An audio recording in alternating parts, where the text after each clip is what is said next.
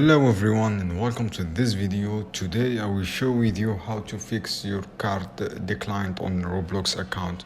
So guys, the reason on your card is declined is your information billing address is not correct, incorrect information, and or you have problem with your bank account. This is some reason, guys. To fix this reason, guys, or this error, the first thing you make sure have a right correct billing address.